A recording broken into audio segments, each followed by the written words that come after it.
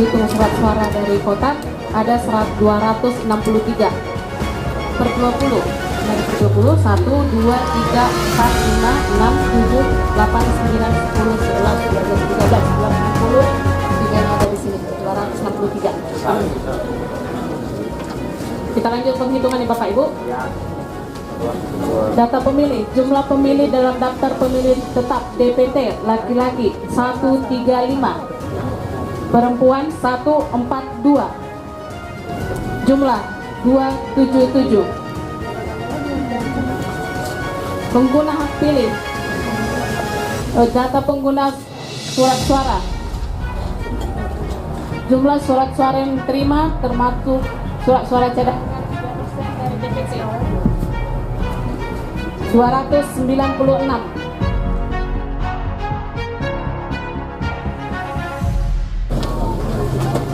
Partai Golkar nomor urut 1 sah.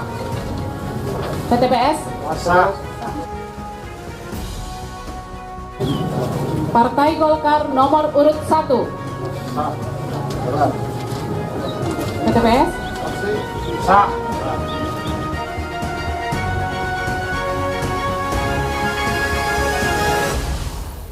Partai Nasdem nomor urut 2 sah. Sah. Para selamat sore, saya Fernando Stanggang, Kirim Berita TV. Hari ini kita bersama Komisioner Bawaslu Sumatera Utara, Bapak Suhadi Situmorang, dan juga Ketua Bawaslu Samosir dan anggota Bawaslu Samosir. Juga hadir Bapak Kotaris Banurea, anggota KPU Provinsi Sumatera Utara, dan juga Ketua KPU Samosir, Pak Vincent Sitinjak. Kita mau bertanya dulu terkait tentang kegiatan yang dilaksanakan hari ini, yaitu pemungutan suara ulang di TPS 12 Pardemuan 1. Nah, Pak Kotaris, boleh tahu Pak, bagaimana pelaksanaan kegiatan hari ini, hasil peninjauan Bapak dari mulai pemungutan sampai penghitungan tadi? Terima kasih Bang. Seperti yang kita lihat bersama, ya mulai semalam sudah kita lakukan monitoring kemari, sekaligus supervisi dalam pelaksanaan ini. Mulai dari pendirian TPS, kemudian sudah kita lihat bersama hari ini pelaksanaan kegiatan PSU hari ini, yaitu tentang perintah MK, di mana di Kabupaten Samosir jenis pemilihan surat suara kabupaten akan dilaksanakan PSU, yaitu tingkat kabupaten kota, dan kemudian itu satu TPS perintah itu, dan kemudian jadwal tahapannya hari ini, tanggal 29, kita ketahui dan sudah kita saksikan bersama, berjalan dengan baik. Nah, tadi ada yang unik Pak, adanya petugas KPPS dari ketua dan anggotanya yang sehari-hari merupakan komisioner. Apakah memang ini perintah dari KPU RI atau bagaimana? Ini memang betul yang diperintahkan dan disurati oleh langsung pimpinan KPU RI.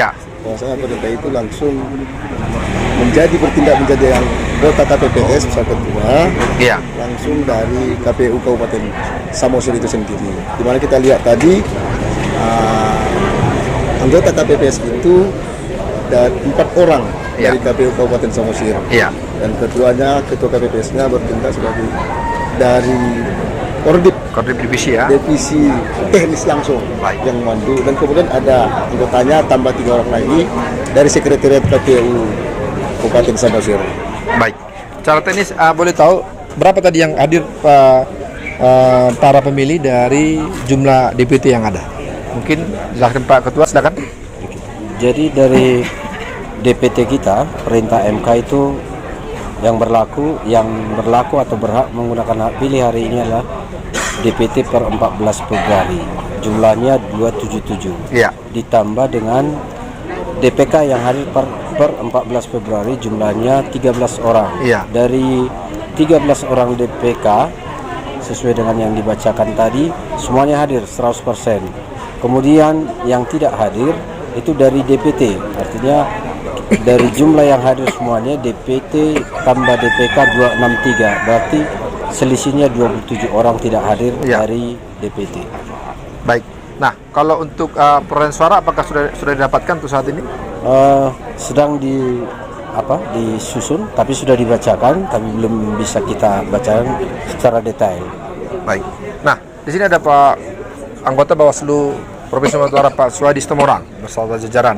Pak, boleh tahu Pak dari pelaksanaan kegiatan hari ini, menurut Bapak apakah akan ada peluang kembali atau dimungkinkan nggak kembali bahwa salah satu peserta pemilu yang ikut hari ini melakukan gugatan kembali ke Mahkamah Konstitusi kalau melihat dari pelaksanaan pemungutan penghitungan tadi?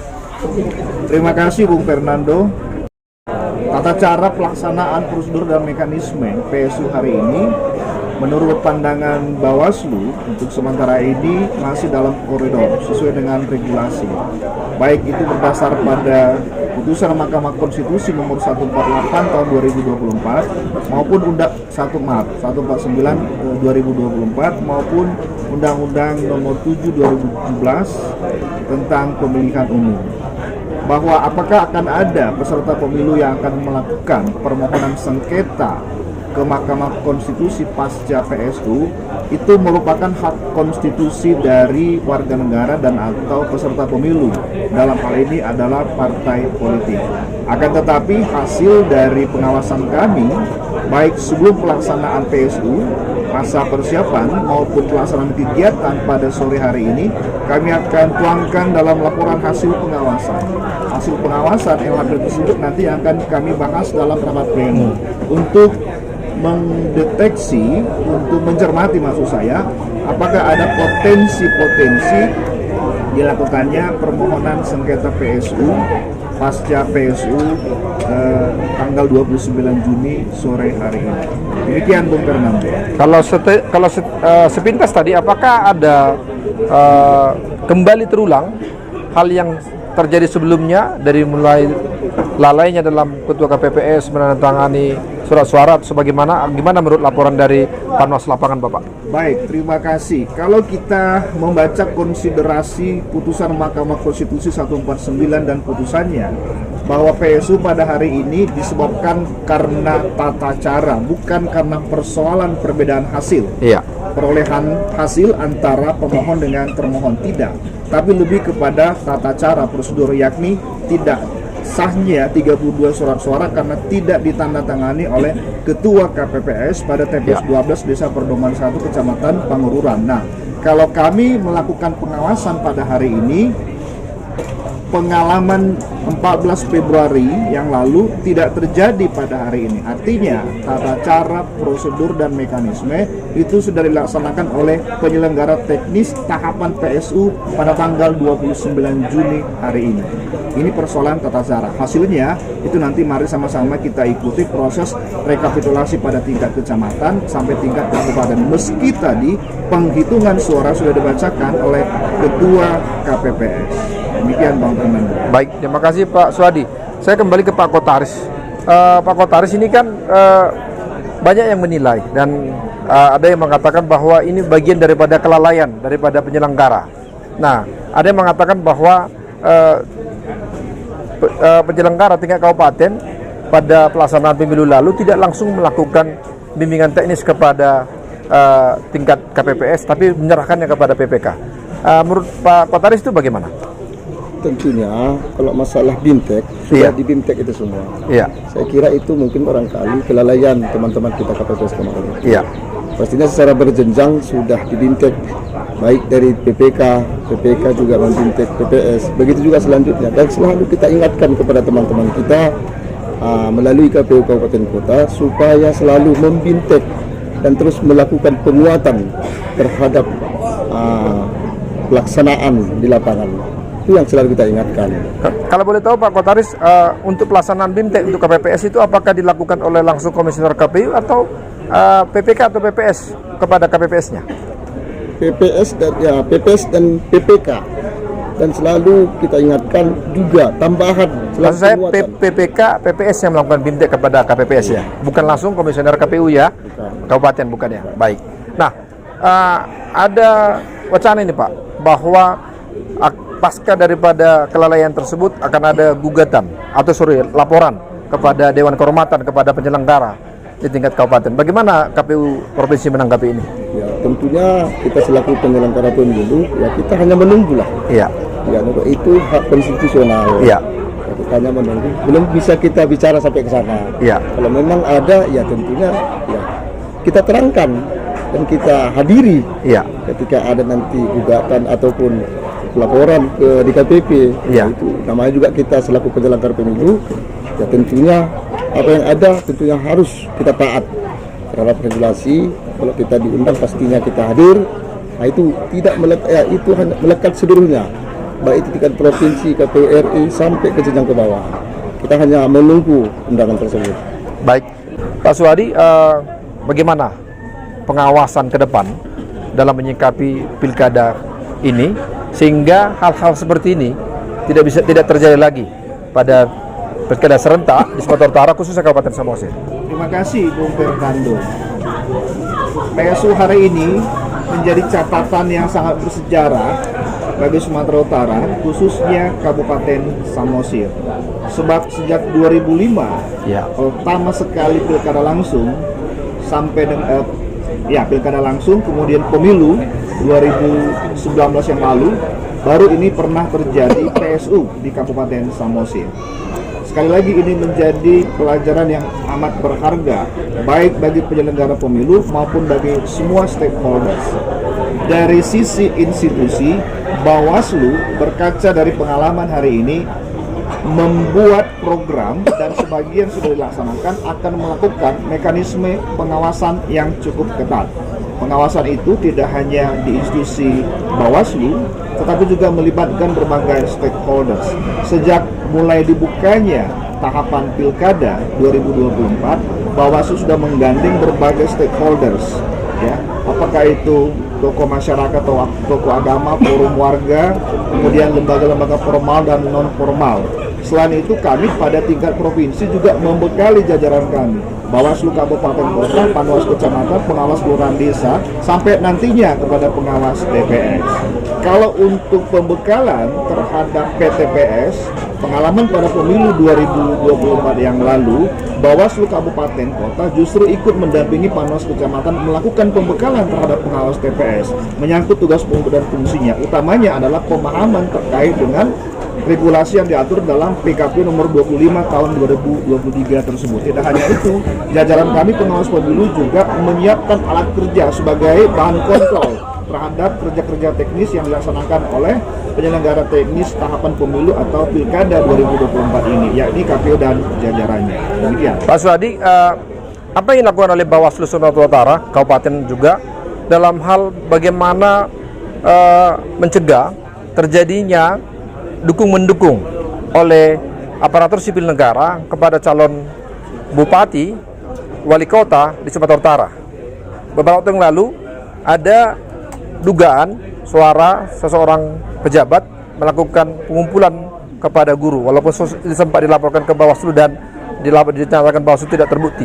Nah, kedepannya apa yang akan dilakukan oleh Bawaslu untuk mencegah adanya ASN diberdayakan untuk mendukung salah satu calon? Terima kasih Bang Fernando. TNI, Polri, aparatur sipil negara, aparatur desa, penyelenggara pemilu, termasuk pegawai honorer yang ada di setiap lembaga, itu harus menjunjung tinggi netralitasnya. Iya. Sebagaimana tadi pertanyaan Bung Fernando, kalau ada aparatur sipil negara yang diduga ikut berafiliasi mendukung salah satu bakal calon kepala daerah, ini masih bakal calon kepala daerah, dan ada disampaikan laporannya kepada lembaga Bawaslu, baik pada tingkat provinsi maupun kabupaten kota, tentu kami akan memproses ini. Bawaslu akan memanggil para pihak, kemudian diklarifikasi. Kalau terbukti, maka hasil klarifikasi ini kami akan teruskan ke Komisi Aparatur Sipil Negara. Biarlah proses selanjutnya, apakah itu punishment dan lain sebagainya, itu ada pada lembaga KASN. Tidak hanya itu, kami juga meminta masyarakat kalau ada indikasi-indikasi dugaan-dugaan TNI, Polri, aparatur sipil negara dan atau aparatur desa atau penyelenggara atau mungkin jajaran kami sampai pada tingkat kelurahan desa yang dalam tanda petik berafiliasi kepada bakal pasangan calon tertentu kepala daerah di Kabupaten Samosir, silakan disampaikan kepada lembaga Bawaslu. Izin Pak Suhadi, terkait tentang yang disampaikan Bapak tadi, bagaimana kalau ada dugaan dukung-mendukung kepada salah satu calon tapi belum ditetapkannya DCT? Apakah boleh dilaporkan ke Bawaslu? Namanya dugaan silahkan saja. Kami akan klarifikasi karena ASN harus berdiri tegak seperti tiang listrik, tegak lurus kepada peraturan yang berlaku. Tidak boleh mendukung atau tidak mendukung dalam bentuk nyata. ASN hanya bisa memberikan hak konstitusinya pada tanggal 27 November yang akan datang di bilik suara. Sebelum itu dia tidak bisa menggunakan kewenangannya, jabatan yang ada padanya untuk mendukung atau menyatakan tidak mendukung bakal pasangan calon tertentu. Baik, terima kasih Pak. Terakhir mungkin kepada Ketua Bawaslu Samosir, dari hasil pengawasan apakah ada didapatkan dugaan money politik pada PSU ini? Bawaslu tidak menemukan adanya money politik. Tidak ada menemukan juga laporan tidak ada yang masuk ke Bawaslu. Baik, terima kasih.